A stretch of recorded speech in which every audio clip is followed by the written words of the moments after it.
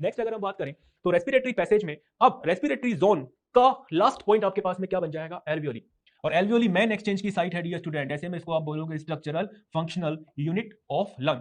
दोनों लंग्स में approx 300 million तक, बहुत ह्यूज नंबर है ये, इतना नंबर यहां पर एल्वियोली का होगा present. Now it is very important to know कि एल्वियोली में हमारे पास सेल जो प्रेजेंट है, एल्वियोली की वॉल में जो भी सेल प्रेजेंट है, उन सेल को आप क्या नाम दोगे? Pneumocyte.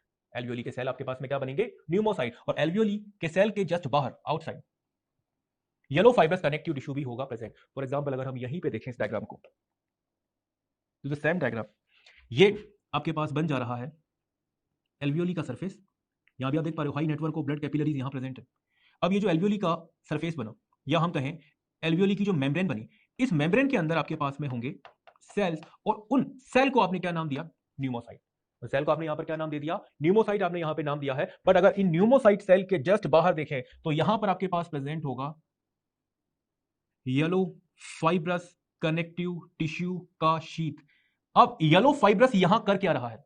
Yellow fibrous elastic fibre वहां होंगे, और इलास्टिक फाइबर है, दैट मीन डेफिनेटली क्या प्रोवाइड कर रहा है? इलेक्ट्रिसिटी। क्या प्रोवाइड कर रहा है? इलेक्ट्रिसिटी। तो जब आप थोड़ा ज्यादा एयर इनहेल करते हो, एल्वियोली अच्छे से यहां पर स्पेल करता है, सो ऐसे में क्या होगा? बस्ट नहीं हो पाएगा, क्योंकि बाहर एक थिन इलास्टिक मेम्ब्रेन जो बना के देगा वो नाम यहां प्रेजेंट होगा, which is yellow fibrous connective tissue. Now जैसा हमने देखा यहां हमारे पास है टू टाइप ऑफ सेल।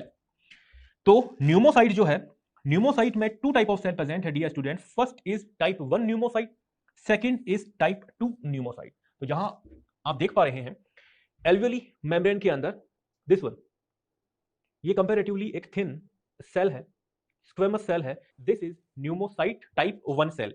इन्हीं के बीच बीच में यहां आपको कुछ क्यूबॉइडल सेल भी दिखाई देंगे। These cuboidal cells are known as pneumocyte type 2। तो ऑल ओवर मेम्ब्रेन में हमारे पास टाइप 1 भी है, टाइप 2 भी है, पर दोनों में से ज्यादा नंबर में कौन होगा? Type 1 cell. As you can see यहां हमारे पास बना type 1 pneumocyte, type 2 pneumocyte, but total pneumocyte में 95%, कितना? 95% सेल ऑफ एल्वियोली कौन से हैं?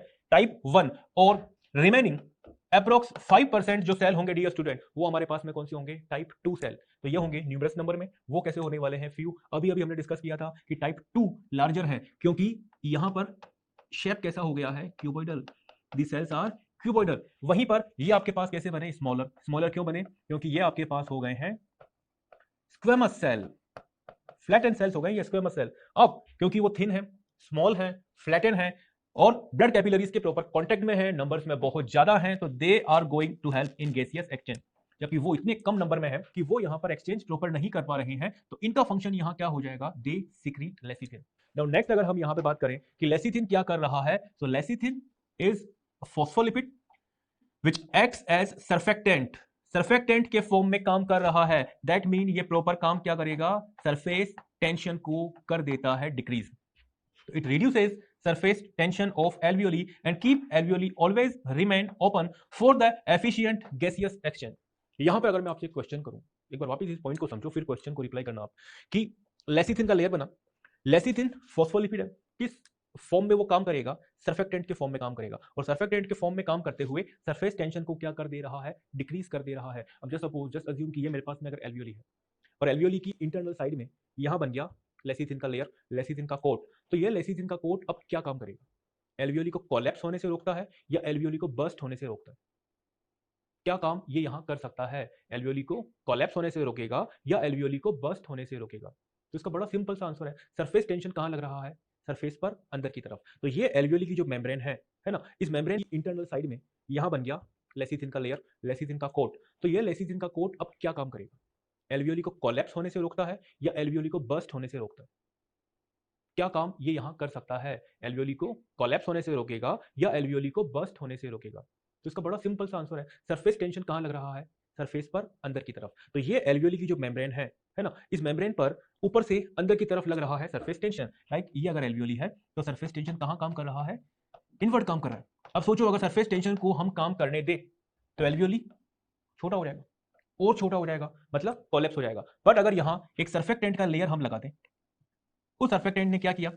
सरफेस टेंशन को डिक्रीज किया, और सरफेस टेंशन जब डिक्रीज हो जाएगा तो ऐसे में क्या होगा, एल्वियोली कोलैप्स नहीं हो पाएगा। अब सोचो अगर एल्वियोली जो बहुत सॉफ्ट स्ट्रक्चर है कोलैप्स नहीं हुआ, दैट मीन वो कैसा रहा, अपनी साइज के साथ, अपने शेप के साथ रिमेन रहा, क्योंकि अगर ये कोलैप्स हो गया तो इसमें एयर एंटर नहीं कर पाएगा। तो ये इंपॉर्टेंट है कि गैस एक्सचेंज एफिशिएंटली होता रहे, इसके लिए एल्वियोली का ओपन रहना जरूरी है, सर्फेक्टेंट का होना यहां जरूरी है। नाउ अब रेस्पिरेटरी पैसेज कंप्लीट करने के बाद रेस्पिरेटरी ऑर्गन पर हम करेंगे बात, और रेस्पिरेटरी ऑर्गन हम ह्यूमन में एक ही है, a pair of lungs. And dear student, ये थोरेसिक चैम्बर में प्रेजेंट, थोरेसिक कैविटी में प्रेजेंट सॉलिड स्पॉन्जी स्ट्रक्चर्स है। तो लंग्स हमारे पास में क्या हो गया, lungs are solid and spongy structures which are situated in airtight thoracic chamber। यहां भी माइन्यूट कंफ्यूजन बन जाता है जब आप ये टर्म सुनते हो कि लंग्स अपने आप में वैसे अगर देखें तो बहुत सॉफ्ट है, और इन सॉफ्ट स्ट्रक्चर्स को आपने यहां पर सॉलिड क्यों बोला। Solid doesn't mean hard, solid mean कि अंदर कहीं पर स्पेस नहीं है, अंदर सेल्स या अंदर एल्वियोलीज इतनी ज्यादा यहाँ प्रेजेंट है कि कहीं भी होलो स्पेस नहीं बना, तो ये होलो नहीं है। दैट्स वाई कि एक कॉमन टर्म हमारे पास में यहाँ क्या बन गया, सॉलिड, पर वो हार्ड नहीं है, बहुत ही सॉफ्टर होंगे। दैट्स वाई हम यहाँ पे लंग्स को और क्या बोल देते हैं, स्पॉन्जी स्ट्रक्चर। अब यहाँ पर आप देखिए कि फर्स्ट हमारे पास बना ट्रेकिया, T5 तक एक्सटेंड होने के बाद ब्रांचेस कहां चले गए, अंदर चले गए। कौन से ब्रांचेस, प्राइमरी ब्रोंकाई अंदर यहां पर एंटर कर जाता है। अंदर एंटर करने के बाद क्या होगा dear student, division division division होता चला जाएगा। तो इस डिवीजन डिवीजन डिवीजन से ही तो स्ट्रक्चर बन गया है लंग्स। तो हम यहां पर ये भी कह सकते हैं कि lungs are comprises of branches of primary, secondary, tertiary bronchi and bronchioles. उन सब से मिलकर आपके पास बनेगा सॉलिड स्पॉन्जी स्ट्रक्चर लंग्स, जो हमारे पास होंगे मेन रेस्पिरेटरी ऑर्गन। और ये जो वन पेयर ऑफ लंग्स हैं, इन लंग्स का ओरिजिन हमारे पास में होगा endodermal. Both the lungs are endodermal in their origin. अब एंडोडर्मल ओरिजिन के ये जो दोनों लंग्स हैं डियर स्टूडेंट, अगर हम प्रॉपर लंग्स पे बात करें तो this is right sided lung, left sided lung. Right sided lungs में यहां पर हमारे पास हो जाते हैं टू फीजर प्रेजेंट, जो लंग्स को इंटरनली डिवाइड कर देंगे। यहां हमारे पास सिर्फ एक ही सेपरेशन का फीजर होगा प्रेजेंट। ये आपके पास जो यहां है, this is horizontal fissure, this is oblique fissure. दोनों फीचर कहां प्रेजेंट हो गए, राइट साइड में। पर आप लेफ्ट लंग देख पा रहे हो, यहां आपके पास सिर्फ और सिर्फ एक ही बना है सेपरेशन फीजर, और वो आपके पास में क्या बन गया, ऑब्लिक फीजर। अब जब यहां पर आपके पास में टू फीजर है तो उन्होंने इंटरनली राइट लंग को कितने लॉब्स में डिवाइड किया, 3। जबकि यहां एक ही ऑब्लिक फीजर था, तो यहां आपके पास में कितने लोब होने वाले हैं, only 2 lobes are here. Now first अगर हम बात करें राइट साइडेड लंग में 3 लोब कौन से हैं, first superior lobe is here, second middle lobe and third inferior lobe. तो superior lobe, middle lobe and inferior lobe, याद रखना वहां एक ही सेपरेशन का फीजर है। दैट्स वाई कि उधर आपको मिडल लोब दिखाई नहीं देगा। तो यहां लेफ्ट लंग में अगर हम बात करें तो आपके पास 2 ही लोब होने वाले हैं। The first is superior lobe and the second और the last is inferior lobe. ये आपके पास बना है प्रॉपर स्ट्रक्चर लंग्स का। नाउ नेक्स्ट अगर हम देखें डियर स्टूडेंट, तो एज वी हैड डिस्कस्ड कि lungs are main respiratory organ, both the lungs are endodermal in their origin। now next अगर हम देखें तो किससे बनेगा, तो lungs are comprises of bronchi and their network। Right lung कितने लोब थे, 3, और राइट लंग का अप्रोक्स वेट आपके पास में कितना होगा, that is 625 gram. Comparatively heavy होगा लेफ्ट लंग से, क्योंकि लेफ्ट लंग में सिर्फ 2 लोब्स हैं, और लेफ्ट लंग का वेट आपके पास कितना होगा, 575 gram. Now cardiac notch is present in left lung. As you can see यहां पर राइट साइडेड लंग आपके पास में स्ट्रेट जा रहा है, जबकि यहां अगर आप देखो तो ये एक कंप्रेस या थोड़ा सा दबा हुआ हिस्सा है। This notch is called as cardiac notch. Cardiac mean heart से रिलेटेड, दैट द पॉइंट कि कार्डियक नॉच का मेन फंक्शन क्या होगा, is to provide space for heart. तो हार्ट को सिचुएट करने के लिए, अरेंज होने के लिए स्पेस प्रोवाइड करने वाला इंपॉर्टेंट स्पेस यहां पर बनाने के लिए जो दबा हुआ हिस्सा होगा, it is called as cardiac notch. Now a very important point, both the lungs are covered by pleural membrane।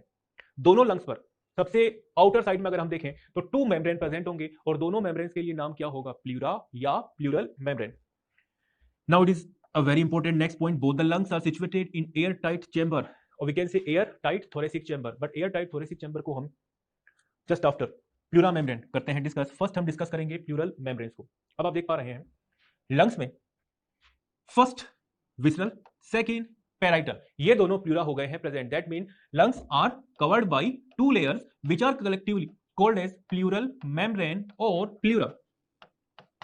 But is very important to know कि इन प्लूरल मेम्ब्रेन में से आउटर मेम्ब्रेन आपके पास में कौन बना, पैराइटल, और इनर जो आप ग्रीन कलर से यहां देख पा रहे हो, that inner layer, that inner pleura is called as visceral pleura. तो बाहर की तरफ कौन प्लूरा बना, पैराइटल, अंदर की तरफ कौन प्लूरा बना, विसरल, और दोनों के बीच ये बना एक cavity, space, as you can see space, और cavity is called as pleural cavity. And it is very important to know कि इस प्लूरल कैविटी के अंदर एक स्पेसिफिक फ्लूइड फिल्ड होगा which is called as pleural fluid. तो यहां बाहर की तरफ कौन सा प्लूरा था, पैराइटल, अंदर की तरफ कौन सा प्लूरा था, विसरल, दोनों के बीच स्पेस को नाम क्या दिया, प्लूरल कैविटी। और प्लूरल कैविटी में प्रेजेंट फ्लूइड आपके पास में क्या हो गया, प्लूरल फ्लूइड। सोचो प्लूरल फ्लूइड यहां क्या कर रहा है, जब लंग्स एक्सपेल करते हैं तो लंग्स की मेम्ब्रेन में यहां फ्रिक्शन को प्रिवेंट करने का मेन फंक्शन कौन करने वाला है, प्लूरल फ्लूइड। अगर ये फ्लूइड यहां थोड़ा कम हो जाता है तो ऐसे में क्या होगा, यहां फ्रिक्शन बनना शुरू हो जाएगा। यही पे अगर हम डिस्कस करें कि प्लूरल फ्लूइड का फॉर्मेशन कौन कर रहा है, तो ये जो दोनों प्लूरा है डियर स्टूडेंट, ये दोनों ही यहां पर किसको सीक्रेट करेंगे, इस स्पेसिफिक फ्लूइड को करेंगे सीक्रेट, क्योंकि यहां पर जो सेल्स हैं वो सेल कौन से हैं, सिंपल स्क्वेमस एपिथेलियम। यहां के जो सेल्स हैं वो भी कौन से हैं, सिंपल स्क्वेमस एपिथेलियम, बट ये सिक्रेशन भी यहां पर करेंगे। तो दोनों ने मिलकर यहां पर किसका फॉर्मेशन किया, फ्लूइड का किया फॉर्मेशन। नाउ वापस अगर हम देखें तो लंग्स के सराउंडेड हमारे पास में क्या था, डबल लेयर्ड प्लूरा। आउटर कौन बना, पैराइटल, इनर आपके पास कौन बना, विसरल। अब क्योंकि पैराइटल है आउटर बाहर की तरफ, तो पैराइटल होगा in close contact of thoracic lining, जबकि अंदर की तरफ कौन बना, विसरल, तो विसरल हो जाएगा contact with lung surface. Now ये वही पॉइंट है जो हम वापस एक बार देखें कि pleural cavity contains pleural fluid. Pleural fluid mainly reduces friction on the lung surface. Pleural fluid act as a shock absorber, तो मॉइस्ट प्रोवाइड करना, शॉक एब्जॉर्ब करना या फिर फ्रिक्शन को रोकना, इन सब में इंपॉर्टेंट रोल प्ले कौन करने वाला है, प्लूरल फ्लूइड। नाउ लंग्स के प्रॉपर स्ट्रक्चर को क्लियर करने के बाद अब हम बात करेंगे लंग्स की सिचुएशन। और जैसा हमने अभी डिस्कस किया था कि both the lungs are situated in air tight chamber and the air tight chamber is called as thoracic chamber. The airtight chamber is called as thoracic chamber. तो ये thoracic chamber को अब हम करते हैं discuss, and it's very important to know कि जब thoracic chamber को आप फॉर्म करना चाहते हो एयरटाइट, तो इसके चारों तरफ आपको यहाँ काफी स्ट्रक्चर्स बनाने होंगे। लाइक ये आपके पास में है thoracic cage। अब इस thoracic cage के अंदर लंग्स होंगे सिचुएटेड, बट ऑल ओवर इसको आप कैसा बनाओगे, एयरटाइट। तो चारों तरफ आपको काफी सराउंडिंग स्ट्रक्चर्स देने होंगे। लाइक अगर हम फर्स्ट बात करें तो इस एयरटाइट चैम्बर के एंटीरियर सरफेस पर, यहां की बात हो रही है, एंटीरियर सरफेस पर सराउंडिंग से रिलेटेड स्ट्रक्चर आपके पास में कौन से होंगे, क्लेविकल बोन एंड नेक। तो एंटीरियर सरफेस पर कौन हो गया, क्लेविकल बोन्स एंड नेक। ये वही क्लेविकल बोन है जिसको आप कॉलर बोन भी बोलते हो। नाउ नेक्स्ट अगर हम बात करें एंटीरियर के just opposite side, posterior surface, यहां दिस इज पोस्टीरियर। तो इस पोस्टीरियर सरफेस पर यहां पर एक हाईली मस्कुलर स्ट्रक्चर प्रेजेंट होगा विच इज डायफ्राम।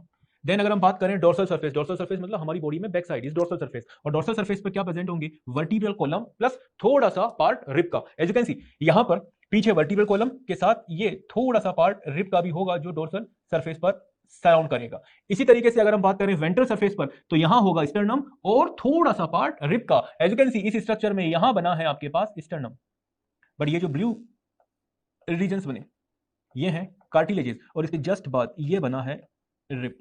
तो स्टर्नम और रिब ये मिलके बना देते हैं यहां वेंट्रल साइड। अब जो बच गया डोर्सल और वेंट्रल के बीच में, which is completely lateral surface, lateral surface पर main bodies, main structures present होने वाले हैं रिंग। तो जैसा आप देख पा रहे हो अंदर की तरफ है अ पेयर ऑफ लंग, लेकिन चारों तरफ एयर टाइट चैम्बर बना के देना है, तो काफी स्ट्रक्चर से हमने इसको कर दिया ऑल ओवर सराउंडेड। अब आपके पास बन गया है air tight chamber, thoracic cage या थोरेसिक कैविटी। तो यहां हमने लंग के स्ट्रक्चर को समझा। देन आफ्टर आपने यहां पर क्या क्लियर किया, आपने यहां पर क्लियर किया है थोरेसिक चैम्बर के साथ लंग की सिचुएशन को। अब हम बात करते हैं एयर टाइट क्यों बनाया गया है इसको। तो mammalian lungs are solid and spongy but that are without muscle. हम ह्यूमन के लंग्स में मसल्स नहीं होते, दैट मीन हमारे लंग्स अपने आप कॉन्ट्रैक्ट रिलैक्स नहीं कर सकते। अब वो कॉन्ट्रैक्ट रिलैक्स नहीं कर सकते तो उनको डिपेंड, आपने यहां पर क्लियर किया है थोरेसिक चैम्बर के साथ लंग की सिचुएशन को। अब हम बात करते हैं एयर टाइट क्यों बनाया गया है इसको। तो mammalian lungs are solid and spongy but that are without muscle. हम ह्यूमन के लंग्स में मसल्स नहीं होते, दैट मीन हमारे लंग्स अपने आप कॉन्ट्रैक्ट रिलैक्स नहीं कर सकते। अब वो कॉन्ट्रैक्ट रिलैक्स नहीं कर सकते तो उनको डिपेंड होना पड़ेगा, तो मसल्स यहां पर नहीं होंगे, तो सेल्फ कॉन्ट्रैक्शन का पावर हम मैमेलियन लंग्स में नहीं होता। अब सेल्फ कॉन्ट्रैक्शन का पावर अगर यहां नहीं है तो हमें यहां पे बनाना पड़ेगा एनाटॉमिकल सेटअप इस तरीके से थोरैक्स के अंदर कि any change in volume of the thoracic cavity will be reflected in the pulmonary cavity, will be reflected in the lung cavity. That mean बाहर आपके पास में क्या था, थोरेसिक कैविटी, अंदर आपके पास में क्या बन गए हैं, लंग्स। अब लंग्स जो अंदर की तरफ हैं वो कॉन्ट्रैक्ट रिलैक्स सेल्फ नहीं कर सकते। अब अगर इनको कॉन्ट्रैक्ट रिलैक्स करवाना है तो आपको थोरेसिक कैविटी को कॉन्ट्रैक्ट रिलैक्स करवाना पड़ेगा। तो यहां अगर कोई भी चेंज हुआ तो वो डायरेक्ट कहां रिफ्लेक्ट होगा, लंग्स पर होगा रिफ्लेक्ट। इसके लिए चैम्बर को कैसा होना होगा, एयर टाइट होना होगा। और अगर ये एयर टाइट चैम्बर पंक्चर हो जाता है, दैट मीन ये अगर कुछ भी एक्सीडेंटल केस बने और ये चैम्बर हो जाए अगर हमारे पास पंक्चर किसी भी डायरेक्शन से, तो एयर इतना प्रेशर के साथ अंदर एंट्री करेगा कि अंदर प्रेजेंट लंग्स को वो क्या कर देगा, कोलैप्स कर देगा। और जब लंग्स कोलैप्स हो जाएंगे तो ब्रीदिंग यहाँ क्या हो जाएगा, रुक जाने वाला है और रिजल्ट एक ही है, डेथ। तो ऐसे में ऑल ओवर इसको हमको कैसा रखना होगा, एयर टाइट। अब such an arrangement is essential for breathing as we can not directly alter the pulmonary volume, क्योंकि हम लंग्स के वॉल्यूम को, पल्मोनरी वॉल्यूम को डायरेक्ट अल्टर नहीं कर सकते। ऐसे में हमें डिपेंड रहना पड़ेगा थोरेसिक कैविटी के वॉल्यूम पर। So after completing the thoracic cage and the proper structure of lungs, now we are going to follow that breathing को फेवर करने वाले दो बड़े ही इंपॉर्टेंट नाम है। The very first is diaphragm and the second is intercostal muscle. इसमें से फर्स्ट हम किसको समझने वाले हैं, first we are going to discuss which is diaphragm. Diaphragm नाम हम सबने सुना है। डायफ्राम एक्चुअल में क्या है, यहां थोरेसिक चैम्बर और एब्डोमिनल चैम्बर के बीच में यहां प्रेजेंट एक मस्कुलर सेप्टा होगा। एज यू कैन सी ये यहां पर रेडिश कलर एक सेप्टा है और ये कंप्लीट हाईली मस्कुलर सेप्टा हमारे पास में क्या होगा, डायफ्राम। और इस सेप्टा में मसल कौन सा होगा, रेडियल मसल। तो रेडियल मसल से मेडअप ये सेप्टा हमारे पास बन जाता है डायफ्राम। और इस डायफ्राम के ऊपर यहां जो भी स्पेस है ये आपके पास होगा थोरेसिक कैविटी, और डायफ्राम के नीचे जो होगा ये आपके पास बन जाता है एब्डोमिनल कैविटी। तो अब हम इसको ये कह सकते हैं कि अगर ह्यूमन में ये एक बेसिक बॉडी शेप हम लें तो यहां पर एक dome shape muscular septa present होगा and this dome shape muscular septa is called as diaphragm. Just remember this, diaphragm का मेन फंक्शन क्या है, डायफ्राम का मेन फंक्शन है वेंटिलेशन को फेवर करना, ब्रीदिंग को फेवर करना। सेकेंडरी फंक्शन इसका आप बोल सकते हो कि it also divide the body या it also divide the trunk into two compartment. Diaphragm के ऊपर ये जो चला गया आपके पास में space, it is called as thoracic chamber and इसके लोअर ये हमारे पास बन जाएगा कौन सा chamber, this is abdominal chamber. तो बॉडी को यहां से टू चैम्बर में डिवाइड करना, अपर थोरेसिक, लोअर एब्डोमिनल, दोनों के बीच में आ गया है dome shape muscular septa which is called as diaphragm. अब क्योंकि डायफ्राम ब्रीदिंग को फेवर कर रहा है, दैट मीन यहां कॉन्ट्रैक्शन रिलैक्सेशन भी होना चाहिए। और इस कॉन्ट्रैक्शन रिलैक्सेशन से रिलेटेड इंपॉर्टेंट नर्व जो यहां मैसेजेस लेके आएगा वो इंपॉर्टेंट टर्म आपके पास में क्या होगा, फ्रेनिक नर्व। तो ये बना है आपके पास डायफ्राम प्रॉपर। तो अब हम पॉइंट को देखें वन बाय वन। तो diaphragm is a muscular structure where the muscles are radial muscle. Diaphragm का एक सेकेंडरी फंक्शन यहां पर क्या हो गया है, it separate thoracic cavity from abdominal cavity. बस रिमेंबर डायफ्राम के नीचे कौन है, एब्डोमिनल कैविटी, ऊपर आपके पास में कौन हो गया था, thoracic cavity. Word related with diaphragm is phrenic and as we had discuss कि फ्रेनिक हमारे पास में क्या है, फ्रेनिक हमारे पास में एक मेन नर्व है जो यहां पर क्या करता है, डायफ्राम में कॉन्ट्रैक्शन के इंपल्सेस ट्रांसफर करने का काम करता है। Diaphragm also helps in parturition, micturition, defecation. अब इसको इस तरीके से समझो, अगर हम बात करें फर्स्ट पार्चुरेशन का, या हम बात करें डिफिकेशन का, या हम बात करें मिक्चुरेशन का, इन तीनों ही केसेस में हमें एब्डोमिनल पार्ट को क्या करना होगा, प्रेस करना होगा। और एब्डोमिनल पार्ट को प्रेस करने के लिए यहां मस्कुलर सेप्टा पर हम वापस हो जाते हैं depend, which is again diaphragm. Now diaphragm के बाद हम बात करेंगे ब्रीदिंग को फेवर करने वाले सेकंड टर्म को, और वो इंपॉर्टेंट मसल हमारे पास में डियर स्टूडेंट बन जाता है intercostal muscle. But just remember, अगर क्वेश्चन बने कि माना इंटरकोस्टल मसल भी ब्रीदिंग को फेवर कर रहा है, डायफ्राम भी ब्रीदिंग को फेवर कर रहा है, बट दोनों में से मेन मसल आपके पास में कौन है, so the answer would be diaphragm. तो दोनों में से मेन इंपॉर्टेंट आपके पास में मसल कौन होगा, डायफ्राम। नाउ अब हम बात करते हैं इंटरकोस्टल मसल की। First point, spaces between two pair of ribs are called as intercostal space and the muscles which are present there are called as intercostal muscle।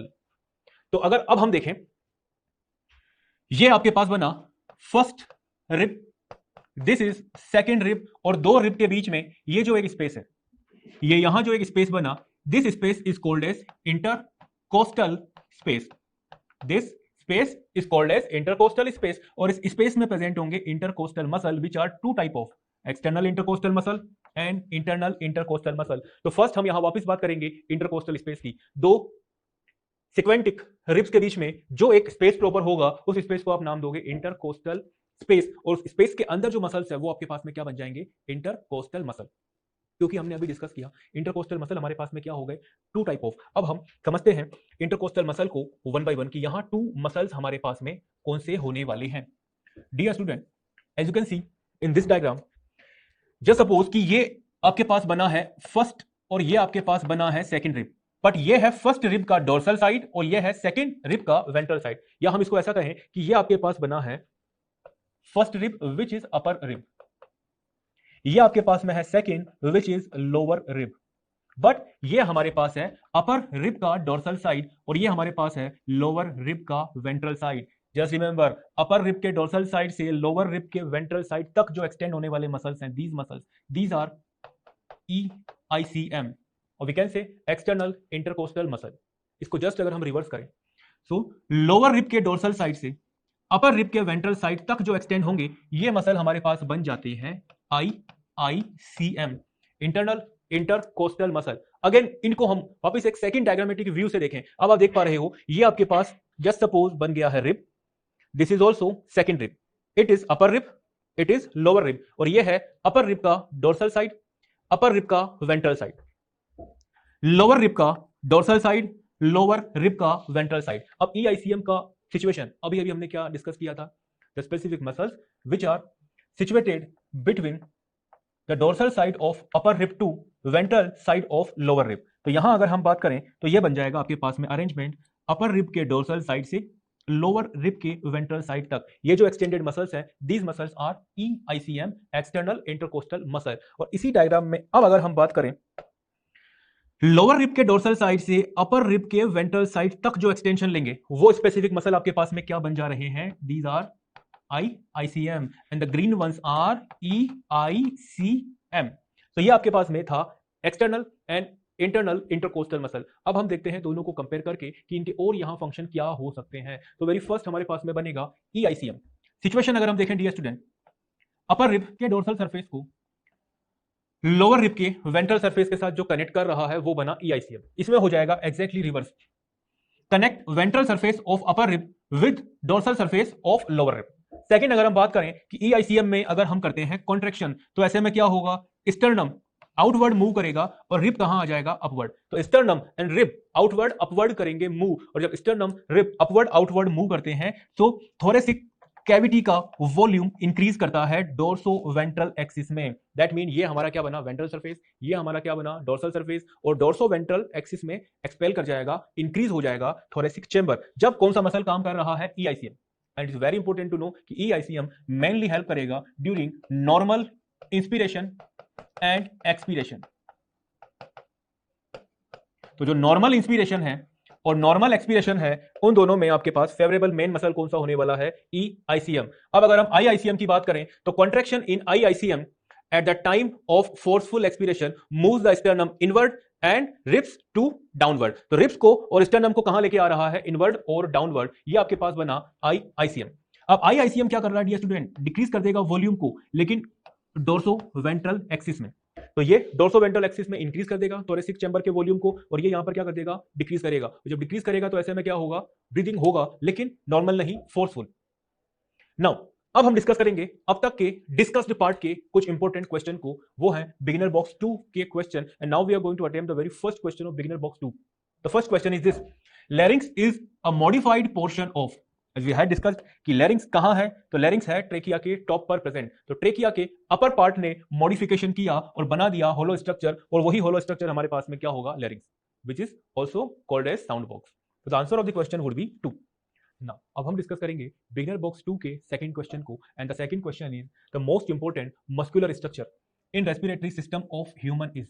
Dear student, अभी कुछ देर पहले हमने डिस्कस किया था कि इंस्पिरेशन और expiration, या हम कहें ब्रीदिंग को फेवर करने वाले 2 मेन स्ट्रक्चर्स हैं। The first is diaphragm and the second is intercostal muscle. पर दोनों में से मेन मसल आपके पास में कौन सा होगा, डायफ्राम। तो रेस्पिरेशन को फेवर करने वाला मेन मसल आपके पास में एक्सटर्नल या इंटरनल इंटरकोस्टल मसल नहीं हो सकता, वो आपके पास में क्या होगा, डायफ्राम। और वर्टिब्रल कॉलम तो मसल है ही नहीं, वो तो एक बोनी स्ट्रक्चर है। तो all over the answer of the question would be 3। Now next अगर हम बात करें question number 3, each lung is enclosed in a double membrane called pleura, the membrane which closely cover the lung is. अब अगर हम बात करें कि 2 मेम्ब्रेन्स अगर प्रेजेंट है तो 2 मेम्ब्रेन में से आउटर मेम्ब्रेन आपके पास में कौन हो गया, आउटर मेम्ब्रेन आपके पास बन जाता है पेराइटल प्लूरा। अगर हम बात करें दोनों मेम्ब्रेन में से इनर मेम्ब्रेन आपके पास में कौन है, तो इनर मेम्ब्रेन आपके पास में क्या बन जाता है, visceral pleura. And as the question is asking कि दोनों मेम्ब्रेन में से लंग को प्रॉपर क्लोजली कवर करने वाला मेम्ब्रेन कौन होगा, तो लंग के प्रॉपर कॉन्टेक्ट में रिलेट होने वाला, लंग के प्रॉपर कॉन्टेक्ट में रहने वाला आंसर आपके पास यहां बन जा रहा है visceral pleura. Now next question number 4 की बात अगर हम करें, the structure which prevents the entry of food into the respiratory tract is. So food को रेस्पिरेटरी ट्रैक में एंटर करने से रोकने वाला फ्लैप लाइक कार्टिलेज जो यहां होगा डियर स्टूडेंट, वो आपके पास में क्या होगा? एपिग्लोटिस। इसको आप इस तरीके से समझें कि ये आपके पास अगर बना है ओरल कैविटी, जहां से फूड को अंदर लिया जाएगा। अब ये जो फेरिंग्स का पार्ट है, फेरिंग्स में यहां ऊपर की तरफ है 2 अपर्चर्स प्रेजेंट, आगे की तरफ सामने की तरफ जो अपर्चर है वेंट्रल साइड पर, it is glottis, and dorsal side पे जो अपर्चर गया, दिस इज गलेट।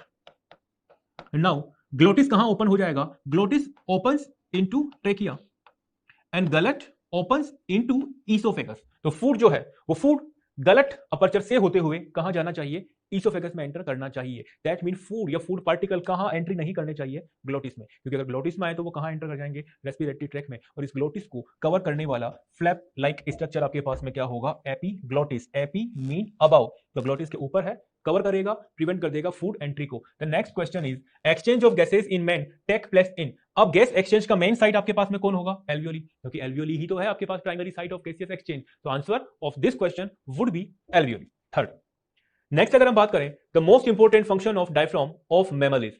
ये हमने डायफ्राम को जब क्लियर किया तब भी हमने डिस्कस किया था कि डायफ्राम एक मेन मस्कुलर सेप्टा है, यहां प्रेजेंट होकर चैम्बर को डिवाइड भी कर रहा है, थोरेसिक कैविटी और एब्डोमिनल कैविटी भी बना रहा है, डिफिकेशन में भी फेवर करेगा, पार्चुरेशन में भी सपोर्ट करेगा। बट ऑल ओवर अगर हम देखें सारे फंक्शन, तो इसका मेन फंक्शन आपके पास में क्या होगा? It aids in ventilation, it helps in ventilation. Now the next question is mammalian lungs are solid and spongy. कैसे होंगे लंग्स? सॉलिड एंड स्पॉन्जी होंगे दोनों lungs. Next question is in thoracic cavity of man which one is present.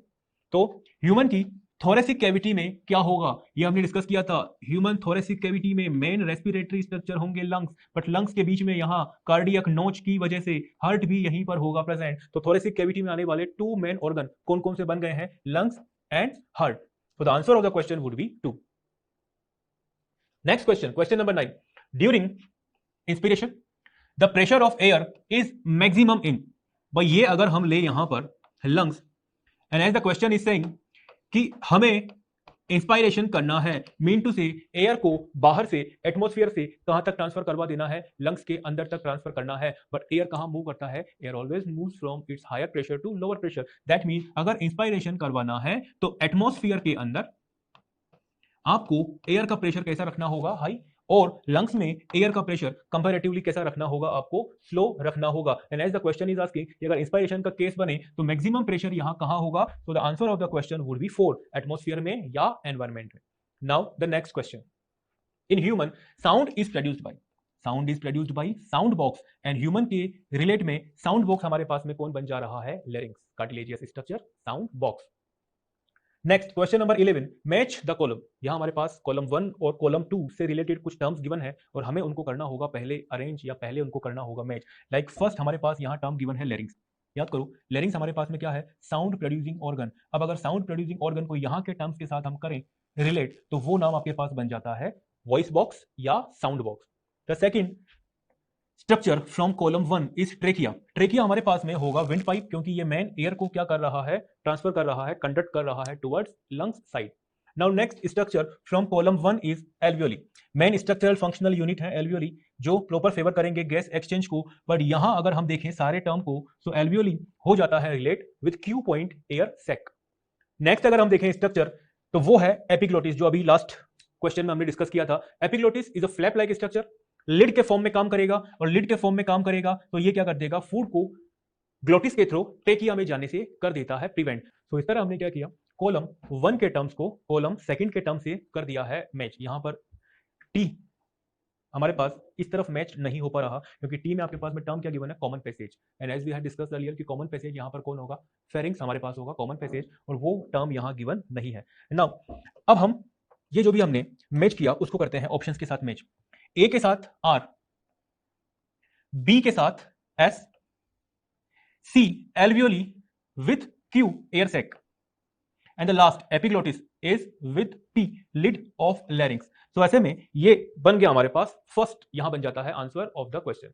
Now the next question is air is breathe through, तो air जो nose के external nostril से होते हुए लंग्स तक जा रहा है, वहां अगर हम एयर के फ्लोइंग के सीक्वेंस की बात करें तो हमें यहां पे देखना होगा एयर का राइट सीक्वेंस कौन सा है। फर्स्ट ऑप्शन की बात अगर हम करें तो फर्स्ट ऑप्शन में एयर के फ्लो का ब्रीदिंग में पहला ही नाम आपके पास में क्या हो गया, ट्रेकिया, और ऐसा पॉसिबल नहीं होता, तो ये राइट ऑप्शन नहीं होगा। The second option is nose is right, nose to larynx, pharynx, bronchus, alveoli, then bronchiole, ये आपके पास राइट नहीं है। नोज से डायरेक्ट लेरिंग्स में लीड करना भी राइट नहीं होगा, तो ये भी आपके पास राइट आंसर नहीं होगा। The third option is nostril to pharynx, larynx, trachea, bronchi, bronchioles and alveoli, ये एग्जैक्ट या प्रॉपर आपके पास में सिचुएटेड सही अरेंजमेंट है एयर के फ्लो का, तो answer of the question would be 3।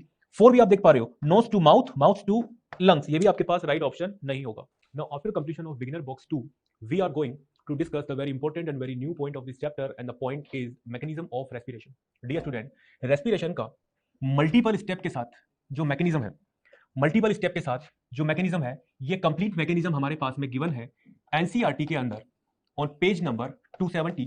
So now we are going to discuss the multi-step process mechanism of respiration, और mechanism of respiration जो है इसका first step, first main step आपके पास में होगा ब्रीदिंग, और we can say pulmonary ventilation. Dear student, अगर हम सबसे पहले बात करें very first question, what is breathing, as we had discussed multiple time कि ब्रीदिंग हमारे पास में क्या है, पल्मोनरी वेंटिलेशन हमारे पास में क्या है, ब्रीदिंग हमारे पास में क्या होगा। Breathing is a gaseous exchange between atmosphere and body, और we can say breathing is a gaseous exchange between atmosphere and lungs.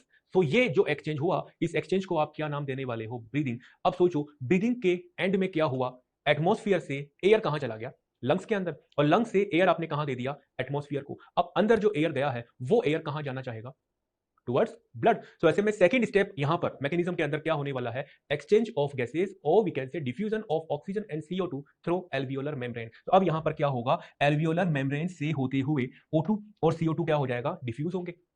Now O2 CO2 diffusion के बाद मेन रिजल्ट आपके पास में क्या बना, ऑक्सीजनेटेड ब्लड। दैट मीन इस exchange के बाद एल्वियोली के कांटेक्ट में जो ब्लड था वो कैसा हो गया है, ऑक्सीजनेटेड। अब ऑक्सीजनेटेड ब्लड क्या करेगा डियर स्टूडेंट, ऑक्सीजन को कैरी करेगा toward tissue. So oxygen carry हो रहा है, इसको आप नाम दोगे ट्रांसपोर्ट ऑफ गैसेस।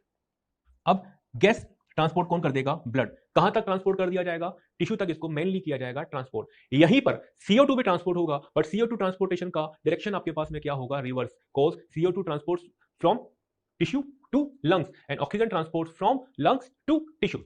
अब अगर हम ऑक्सीजन के अकॉर्डिंग देखें तो ऑक्सीजन ऑक्सीजनेटेड ब्लड के साथ कहां तक अप्रोच कर चुका है, टिश्यू के आसपास जा चुका है। अब टिश्यू और ब्लड के बीच में क्या होगा, again exchange. So the next step of this mechanism would be diffusion of gases या diffusion of oxygen and CO2 between blood and tissue. अब ये जो ऑक्सीजन है कहां एंटर कर जाएगा, inside the cell. Cell oxygen का क्या करेगा, ऑक्सीडेशन में इसको यूटिलाइज कर लेगा। So the final step of this mechanism would be utilisation of oxygen by the cell और बाय द टिश्यू। सो ये 5 स्टेप के साथ होने वाला एक कंप्लीट सीक्वेंशियल प्रोसेस होगा, जिसको आप यहां पे नाम दोगे मैकेनिज्म ऑफ रेस्पिरेशन। अब अगर हम इन सारे इवेंट्स को, 5 इवेंट्स को एक सीक्वेंस में देखें तो इनको हम समझ सकते हैं with the help of this diagram. जैसा हमने अभी डिस्कस किया, मैकेनिज्म ऑफ रेस्पिरेशन का फर्स्ट मेन इवेंट या फर्स्ट स्टेप आपके पास में क्या था, ब्रीदिंग। तो ब्रीदिंग आपके पास में क्या बना, gaseous exchange between atmosphere and alveoli, या gaseous exchange between atmosphere and lungs. तो ये आपके पास बना फर्स्ट स्टेप ब्रीदिंग। ब्रीदिंग के बाद अगर हम बात करें तो the second step of this mechanism would be exchange of gases between alveoli and blood. Third step अगर हम यहां देखें तो मैकेनिज्म का थर्ड स्टेप क्या होगा, transport of gas. As you can see, यहां से यहां तक और यहां से यहां तक, in this manner CO2 transport, क्योंकि CO2 ट्रांसपोर्ट का डायरेक्शन आपके पास में क्या होगा, from tissue to lungs. O2 transport का डायरेक्शन की बात अगर हम करें तो वो आपके पास में क्या होगा, from lungs side to tissue. तो ये बना आपके पास third step, transportation of gas. ये भी आपके पास में है the same third step, transportation of gas. अब गैस ट्रांसपोर्ट होके, ऑक्सीजन ट्रांसपोर्ट होके कहां पहुंच गया है, क्लोज टू टिश्यू। अब टिश्यू के साथ ये हो जाएगा एक्सचेंज, और ये एक्सचेंज आपके पास बना है the fourth step of this mechanism. और इस स्टेप को अब हम वापस से क्या नाम देंगे, it is exchange of gases between blood and tissue. अब ऑक्सीजन कहां पहुंच गया, सेल के कांटेक्ट में, सेल ऑक्सीजन को यूटिलाइज करेगा। सो यहां इनसाइड द सेल यहां जो भी मैकेनिज्म होगा वो आपके पास बन जाने वाला है the last most step of this mechanism, and that would be utilisation of oxygen by the cell. तो ये आपके पास में थे sequential event related to mechanism of respiration. Now we are going to discuss them one by one. और one by one के sequence में first आपके पास में कौन सा हेडिंग आने वाला है? तो the first step is breathing. Breathing क्या है ये हम कई बार डिस्कस कर चुके हैं. अगेन अगर हम बात करें, it is a gaseous exchange between body and atmosphere, or we can say it is a gaseous exchange between lungs and atmosphere. और human में breathing rate, adult human में breathing rate हमारे पास में कितना होगा? It is 12 to 16 per minute. It is 12 to 16 per minute. अब अगर हम सोचें कि इस ब्रीदिंग में हमारे पास टू मेन स्टेप्स कौन से हैं? Inspiration is there and expiration is there. हमारे पास ब्रीदिंग से रिलेटेड टू मेन स्टेप्स कौन से होंगे? Inspiration and expiration. इंस्पिरेशन में हमने क्या किया? एटमॉस्फेयर से एयर अंदर लिया इनसाइड द लंग, तो ये आपके पास में क्या बन जाएगा? इनहेल. रिवर्स एक्सपिरेशन में हम क्या करने वाले हैं? रिटर्न में वापस हमने CO2 रिच एयर बाहर निकाला, तो ऐसे में एक्सपिरेशन आपके पास में क्या बनेगा? एक्सेल. अब अगर हम बात करें कि ये जो इनहेल था, ये इनहेल आपके पास में कैसा बनेगा? Active process. Where as exhale और एक्सपिरेशन आपके पास में क्या बनेगा? That is a passive process. Too simple to discuss कि भाई यहां एक्सपिरेशन को आपने पैसिव और यहां इंस्पिरेशन को आपने एक्टिव प्रोसेस कैसे बोला? एक्टिव प्रोसेस क्यों बोला? क्योंकि कहीं भी अगर एनर्जी या कहीं भी अगर एटीपी यूटिलाइज हो रहा है during that process, the process would be counts as active. And if energy is not utilizing there during that process, so that process would be known as passive process. अब क्योंकि inspiration में या inhaling के during muscle को करवाना होता है contract, और जब मसल कॉन्ट्रैक्ट करते हैं तो एटीपी चाहिए, एटीपी यूटिलाइज होगा. दैट्स द रीजन कि ये आपके पास में कैसा प्रोसेस होगा? Active process. जबकि एक्सपिरेशन या एक्सेल कब होगा? जब आप मसल को कर देते हो रिलैक्स, तो मसल जब रिलैक्स हो रहा है that would B passive process. अब अगर हम बात करें कि इंस्पिरेशन कितना टाइम लेता है, takes 2 seconds, that takes 3 second. अब 2 second is taken by inspiration, 3 second by expiration. That mean total second आपके पास में कितने हो गए? 5 सेकंड. तो वन ब्रीथ जिसमें इंस्पिरेशन एक्सपिरेशन दोनों इंक्लूड्स है, वो आपके पास में कितना टाइम लेने वाला है dear student? 5 second. 1 minute 60 second divided by 5 second. Breathing rate आपके पास में क्या बनेगा? 12 ब्रीथ हम करेंगे पर मिनट. बट एनसीईआरटी के अंदर 12 नहीं देखे प्रॉपर वैल्यू आपके पास में क्या गिवन है? 12 to 16. तो ऐसे में आपको यहां कौन सा वैल्यू प्रॉपर्ली याद रखना है? इट इज 12 to 16 पर मिनट. अब अगर हम बात करें active process, passive process, inspiration, expiration, चाहे ह्यूमन को करना है इंस्पिरेट, चाहे ह्यूमन को करना है expirate, two muscles are there which would help in both the processes. अब वो टू मसल्स हमारे पास में कौन होंगे? वो टू मसल हमारे पास में होंगे आईसीएम एंड डायफ्राम. तो डायफ्राम और इंटरकोस्टल मसल, ये टू मसल्स ऐसे हैं जो दोनों के दोनों किसमें हेल्प करने वाले हैं? ब्रीदिंग में हेल्प करेंगे. नाउ अगर हम बात करें इंस्पिरेशन, तो इंस्पिरेशन क्या हो रहा है? Movement of air into the lung. तो इंस्पिरेशन आपके पास में क्या बना? Movement of air into the lung. और एक्सपिरेशन आपके पास में क्या बन रहा है? Movement of air out of the lung. Now it's very important to discuss कि ये एयर का इनवर्ड मूवमेंट, ये एयर का आउटवर्ड मूवमेंट जो हो रहा है, इन सब में कहीं ना कहीं इंपॉर्टेंट रोल प्ले करेगा प्रेशर ग्रेडियंट. क्योंकि आप देख पा रहे हो, अगर हमें अटेम्प्ट करना है इंस्पिरेशन, तो इंस्पिरेशन करना है तो ऐसे में हमें लंग्स के अंदर प्रेशर कैसा करना होगा? डिक्रीज, ताकि कंपैरेटिवली एटमॉस्फेयर में प्रेशर कैसा हो जाए? इंक्रीज हो जाए. दैट मीन एटमॉस्फेरिक प्रेशर हमारे पास में कितना है? 760 mmHg. 760 के कंपेयर हमें यहां 2 to 3 पॉइंट डिक्रीज करना होगा प्रेशर. और जैसे ही इनसाइड प्रेशर डिक्रीज होगा, प्रेशर ग्रेडियंट बनेगा, क्योंकि air always moves from its higher pressure to lower pressure. अब यहां आपने प्रेशर कैसा किया? डिक्रीज. यहां कंपैरेटिवली प्रेशर कैसा है? Higher. Air move from high pressure to lower pressure, और रिजल्ट आपके पास में क्या बन जाएगा? इंस्पिरेशन. नाउ इस प्रोसेस को अगर हम जस्ट रिवर्स कर दें, when we have to expirate, then यहां पर हम प्रेशर क्या कर देंगे? इंक्रीज कर देंगे. जस्ट रिमेंबर एटमॉस्फेयर में अभी भी आपके पास में कितना प्रेशर है? 760. और आप वहां कुछ भी अल्टर नहीं कर सकते, ऑप्शन आपके पास में एक ही है. यहां पर लंग्स के अंदर आपने प्रेशर क्या किया? इंक्रीज किया, एनहांस किया. अगेन द सेम सिचुएशन, यहां पे बन गया है हायर प्रेशर, यहां बन गया है comparatively lower pressure. And again the same principle, air moves from its high pressure to lower pressure. ऐसे में एयर जाएगा हाई टू लो, और रिजल्ट आपके पास में क्या बन जाएगा? एक्सपिरेशन. तो ओवरऑल चाहे इंस्पिरेशन हो, ओवरऑल चाहे एक्सपिरेशन हो, ये जो टू टर्म थे डायफ्राम एंड इंटरकोस्टल मसल, ये दोनों नाम मिलकर आपको क्या बना के देंगे? दोनों मिलकर आपके पास बना देंगे प्रेशर ग्रेडियंट. और इस प्रेशर ग्रेडियंट की वजह से ही क्या होता रहेगा? एटमॉस्फेयर के साथ गैसियस एक्सचेंज होता चला जाएगा. नाउ अब अगर हम बात करें लास्ट पॉइंट को जो हमने अभी डिस्कस किया था, inspiration can occur if the pressure with in the lung is less than atmospheric pressure. तो एटमॉस्फेयर के कंपेयर अगर आप प्रेशर कम कर लोगे तो ओवरऑल आपके पास में रिजल्ट क्या बन जाएगा? इंस्पिरेशन. रिवर्स कर दो तो एक्सपिरेशन कब होगा? एक्सपिरेशन इज कैरिड आउट, और we can say expiration is takes place. Expiration is takes place when the pressure inside the lung is greater than atmospheric pressure. तो ये बना के देगा आपको प्रेशर ग्रेडियंट.